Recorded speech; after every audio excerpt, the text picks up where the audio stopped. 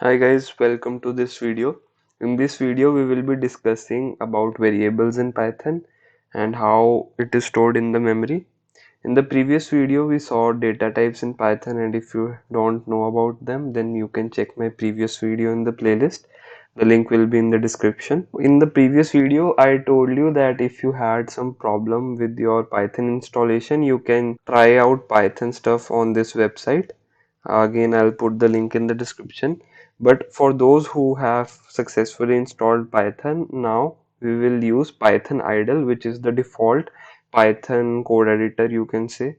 So for that, just search idle and you will get something like this. So you will probably get idle Python 3.8. Okay, so just open it up. I have multiple Python installed in my system, so that's why it showed me three options. Now what you have to do next is click on new file and save it wherever you want to.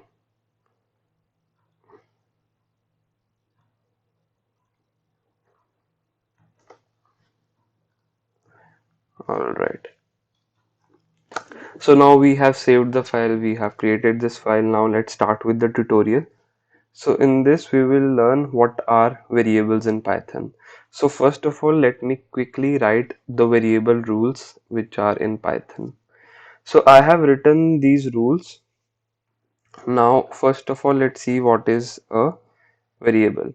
So if I write something like x is equal to 10, then what I am doing is I am assigning the value 10 to this name. Okay, so you can say it's like a temporary container which has a name x and it is storing the value 10 in it. Okay, and when we write this line in Python, let's see what happens. So in our computer memory, let's assume this red box is our computer memory. When we write x is equal to 10, so this computer memory also has various addresses. So just like we have various house addresses in normal localities or whatever, similarly computer memory also has various blocks of memory and each block has some address. So when we write this thing x is equal to 10, what happens is somewhere in our memory, in some memory block, this 10 value is stored. Okay, and whenever we use x in our code, it points to this value which is 10 in our case. Okay, and this happens with all types of data. Like I can assign a string to this variable, I can assign a float value, I can assign a boolean value. So there is no restriction with the type of data that we can store in a variable. You can store any type of data in a variable. So now let's see what happens when we print this. So if I print x, now notice that I didn't use any inverted commas. If I had used inverted commas like this, then it would, like, this is how you can run this Python file. You can either click F5 on your keyboard or you can manually run this file from here. So you can see X was printed. But if I remove the inverted commas here, then what will happen? We are basically using x as a nickname or as a container which stores the value 10. So whenever we use x, we are basically referring to this value. So if I run this, 10 will be printed. So you can see that 10 got printed.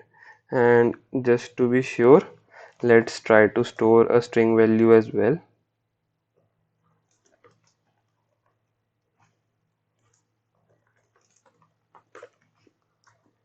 If we run this, yeah, so you can clearly see that you can store a string value also, a number like an integer also. I have already shown you. Talking about various rules that we have to write a variable.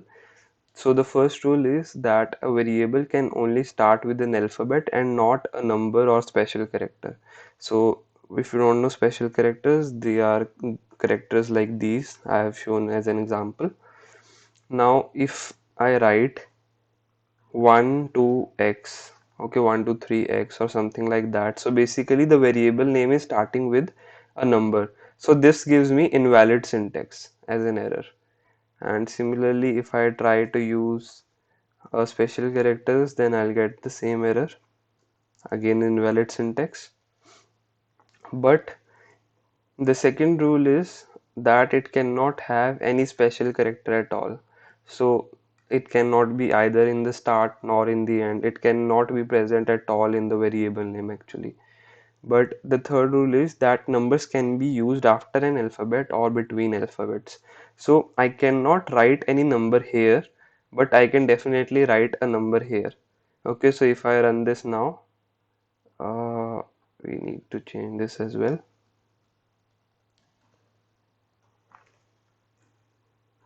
So you can see this worked perfectly. We didn't get any error.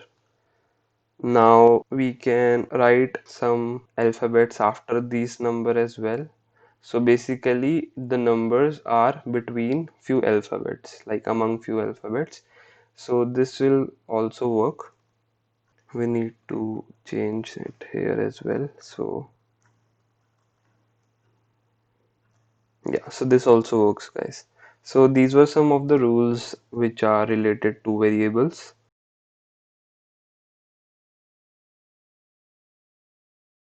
So that's all for this tutorial, guys. Thanks for watching, and please make sure to subscribe my channel for getting more of application based videos and not only these Python basics videos. And I'll also be posting about various tips related to programming, so make sure you subscribe. Thanks, guys.